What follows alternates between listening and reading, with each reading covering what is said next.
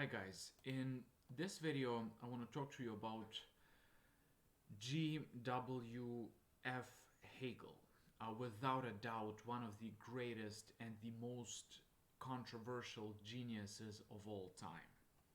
Alright, so essentially when we use the concept of German idealism, when we speak about German idealism, this extremely important philosophical movement which happened in the early 19th century, we essentially talk about Hegel. I mean, there is no German idealism without Hegel, just as there is no calculus without Leibniz or Newton. Um, so very, very central figure, and I'm sure you have heard of him. Um, he comes up in a lot of different contexts.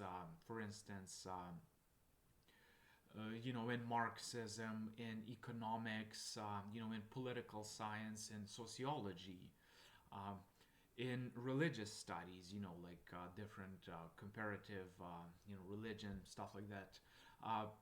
He's really comes up in a lot of different disciplines, and he really has this reputation for being the greatest genius ever, or for being an absolute scam.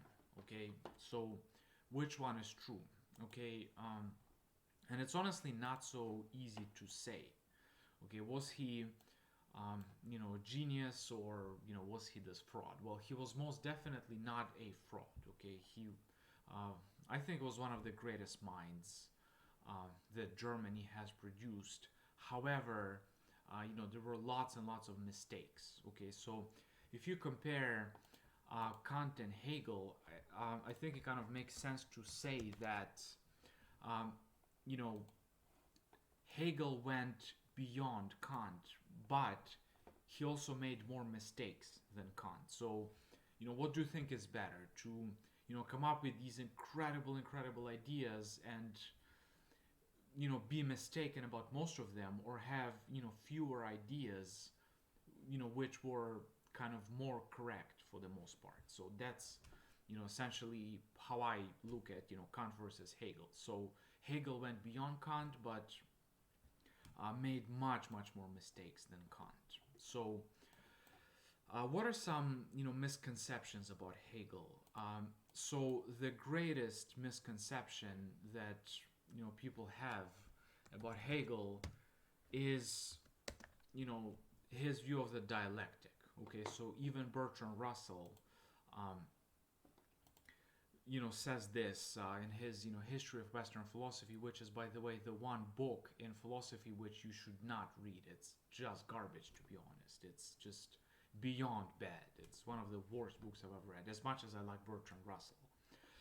So this misconception is that Hegel was talking about thesis, antithesis, and synthesis. It's kind of like minus, plus, producing another plus. Well, he did not talk about this. So the guy who did talk about this, thesis, antithesis business was Fichte, who was a big influence on Hegel, but Hegel himself did not have thesis, antithesis, synthesis. Okay, that's Fichte. So that's a misattribution.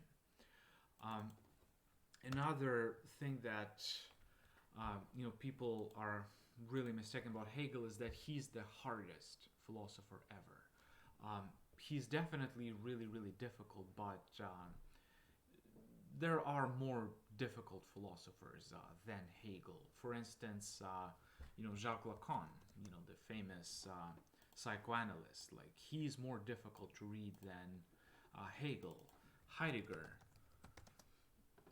his Being and Time, well, most people will probably find it more challenging to understand than Hegel. And Husserl, pretty incomprehensible philosopher for a beginner. So the famous science fiction writer, Neil Stevenson, he looked into Husserl, when he did research for, one of his novels, and he just said, I find this impenetrable. Well, so Hegel is hard, but he's not one of the most difficult. And the last major misconception um, that I think a lot of people who talk about him make is that they just classify him as belonging to one school of thought. Like they say, oh, he was this mystic, just religious, um, you know psycho, guy who had schizophrenic visions. Some say no, he was actually a logical, sort of like Aristotle and Plato, philosopher, trying to understand the truth. Some even say he was a proto-analytic philosopher, because he does really dig deep into some, concepts relating to human language. But, you know, whatever your view is, you can find it in Hegel. So, his work is so incredibly wide and it's diverse, and there are so many aspects to Hegel. The one guy who really did understand Hegel was Jacques Derrida, and he famously said that we will never be done with our reading of Hegel. So he is, uh, you cannot exhaust Hegel. There will always be something, new, something, some different aspects which we did not see before. And yeah, so these are the three main misconceptions.